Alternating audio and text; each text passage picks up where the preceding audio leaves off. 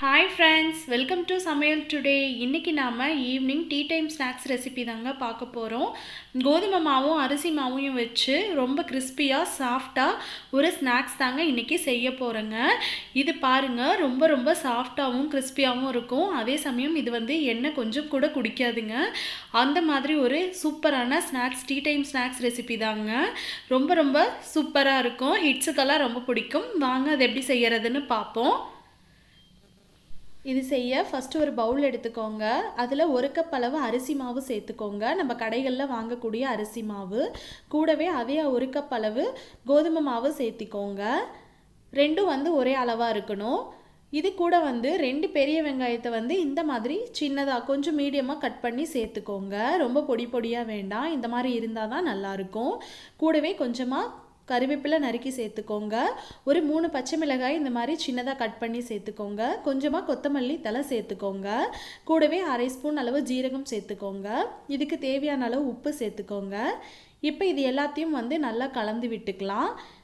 இப்போ இது எல்லாத்தையும் நல்லா மிக்ஸ் பண்ணி விட்டுக்கோங்க. ஒன்றோட ஒன்று எல்லாமே நல்லா மிக்ஸ் ஆகணும்.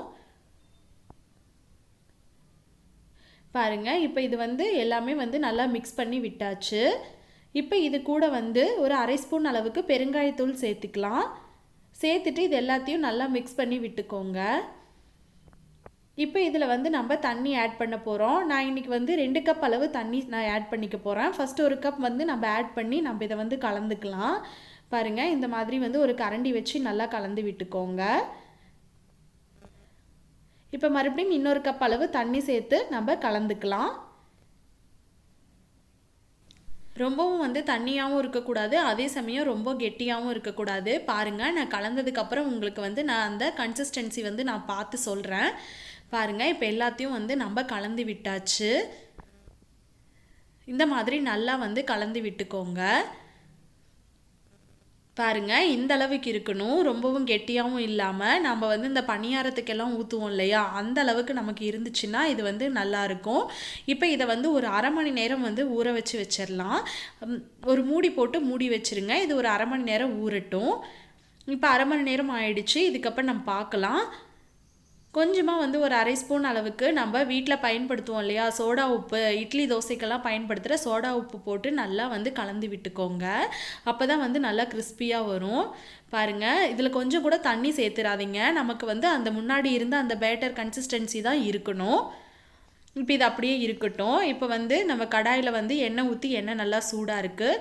நம்ம சட்னிக்கு யூஸ் பண்ணுவோம் இல்லையா, அந்த கரண்டி எடுத்து கொஞ்சமாக அதில் மாவு எடுத்து இந்த மாதிரி எல்லாம் ஊற்றிக்கோங்க. பாருங்கள், இந்த மாதிரி ஊற்றி எடுத்துக்கோங்க. இப்போ இதை ஒரு நிமிஷத்துக்கு அப்படியே விட்டுருங்க. இப்போ இது மேலெலும்பி வரும். நம்ம அப்போ நம்ம இதை திருப்பி போட்டுக்கலாம். பாருங்கள், இந்த மாதிரி நீங்கள் எல்லாத்தையும் திருப்பி போட்டுக்கோங்க. அடுப்பை மீடியம் ஃப்ளேம்லேயே வச்சுக்கோங்க. அப்போ தான் அந்த உள்ளே இருக்கிற அந்த மாவு எல்லாமே நல்லா வெந்து வரும். பாருங்கள், இந்த மாதிரி மறுபடியும் 2 பக்கமும் திருப்பி போட்டு எடுத்துக்கோங்க. நல்லா கோல்டன் ப்ரௌன் வர வரைக்கும் வச்சுருக்கலாம்.